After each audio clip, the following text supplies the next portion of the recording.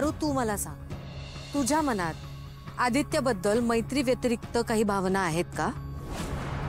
मैत्रीच्या नात्यापलीकडं कुठलं बी नातं नाही आमच्या. आदित्य, मला तुझ्या तोंडून ऐकायचं, काय आहे तुमच्या नात्याचं सत्य? पारू बोलतीये ते खरं आहे. आमच्यात तसं कुठलंही नातं नाहीये. तुला माहितीये का, आता आपल्याकडे इतका कमी वेळ आहे. आदित्य आणि साजिरीचं लग्न करायचंय 4 दिवसात. काय 4 दिवसात लग्न करायचंय? आदित्यचं जर का लग्न होणार असेल तर ते पारूशीच होणार. पारूस या घरची सून होणार. दादा बस, तू पुन्हा पुन्हा तेच तेच का बोलतोयस? ती या घराची सून होऊ शकत नाही. तू कितीही विधी केलेस ना तरी सुद्धा हे लग्न होऊ देणार नाही मी. दादा चुकतोयस तू. तू चुकतेस अहिल्या.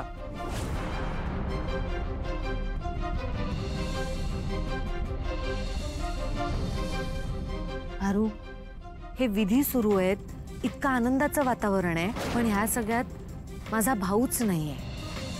आनंद विरून गेल्यासारखं झालंय. खरंच कळत नाहीये मला काहीच. घरात समधी तयारी सुरू झाली आहे. माझा बा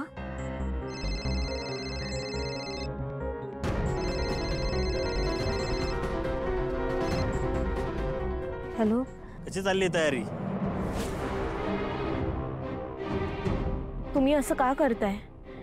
मी आणि माझ्या बानं काय बिघडवलंय तुमचं? तुम्ही सोडा ना माझ्या बाला. सोडणार सोडणार सोडणार, आणि तसं आहे ना, तुझ्या बाचा काही उपयोग नाही. आणि तुला तुझ्या बाची जर काळजी वाटत असेल आणि त्याला जर जिवंत बघायचं असेल ना, तर तुझ्या नवऱ्याला सोडावं लागेल तुला. काय ग, तुला कळत नाही का? त्या सयाजीला स्वतःच्या घरात ठेवून तुझ्या बाला काही मरायला सोडलंयस काय ते? नाही नाही, हे बघा, तुम्ही माझ्या बाला प्लीज काय बी करू नका. तुम्ही सांगाल ते समज करीन मी. मग जाऊन त्या आता सयाजीला सांग, त्या अहिल्याने आदित्याच्या लग्नाची तयारी खूप मोठी केली म्हणून. त्यात आडवा येऊ नको म्हणून आत्ता जाऊन सांग. हा साखरपुडा व्यवस्थित पार पडला पाहिजे, आणि तू ही जबाबदारी व्यवस्थित पार पडशील ना. आणि नाही जर पडलीस त्याचे परिणाम काय होतील तुला माहिती आहेत. हे बघा, मी सब हॅलो हॅलो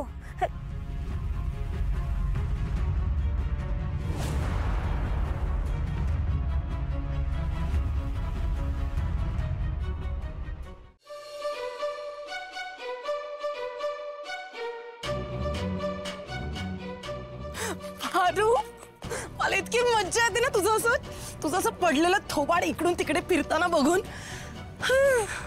पारू, तू ना, मी त्या दिवशी बघ तुला गार्डन मध्ये जे जे सांगितलं होतं ते सगळं विसरलीस बहुतेक. मला तर परत सगळं रिपीट करावं लागणार. किती एनर्जी वेस्ट होते माझी माहिती आहे हे सगळं करण्यात. आता एकदा तुला सगळं व्यवस्थित समजावून सांगितलं होतं मी. तुझ्यासाठी पुन्हा एकदा आज रिपीट करते, पण हे बघ, थर्ड टेलिकास्ट सेम मिळणार नाही परत. त्यामुळे व्यवस्थित लक्ष देऊन ऐक आणि तुझ्या ब्रेन मध्ये हे सगळं घुसव. ओके? तर हे काय बघतेस काय अशी? नजर खाली कर. हे काय ना, आता तुझी माझ्या नजरेत नजर घालून बघण्याची लायकी नाही राहिलेली. ठीक आहे? त्यामुळे डोळे खाली करायचे, फक्त कान उघडे ठेव. फर्स्ट, आता लवकरच तुझ्या नवऱ्याचं लग्न होणार आहे. सेकंड, ती साजिरी या घरची मोठी सून होऊन या घरात येणार.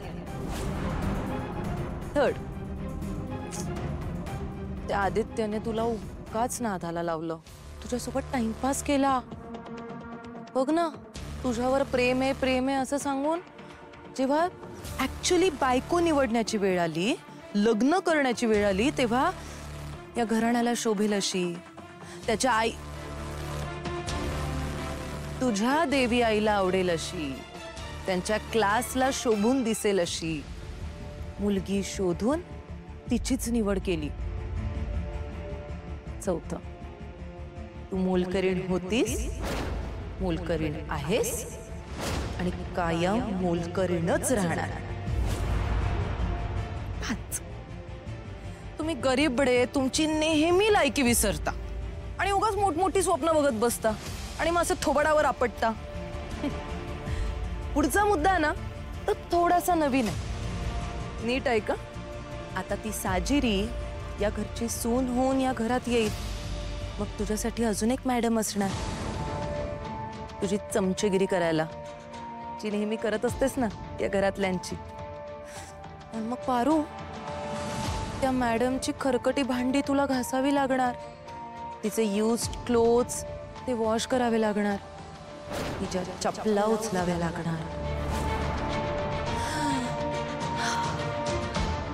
हे सगळं फक्त इमॅजिन करूनच मला किती भारी वाटतंय तुला माहितीये.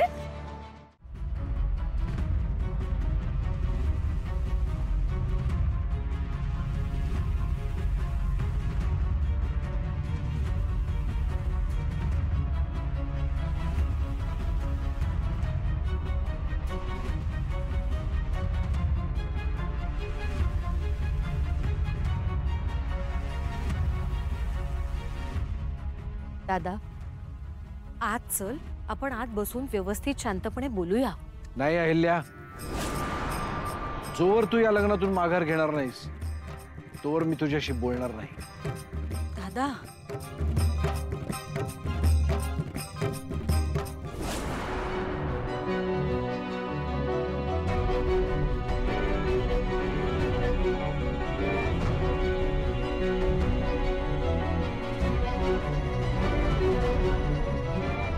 या सयाजीचा नक्की काय प्रॉब्लेम आहे? हा का आडवा येतो या लग्नाच्या?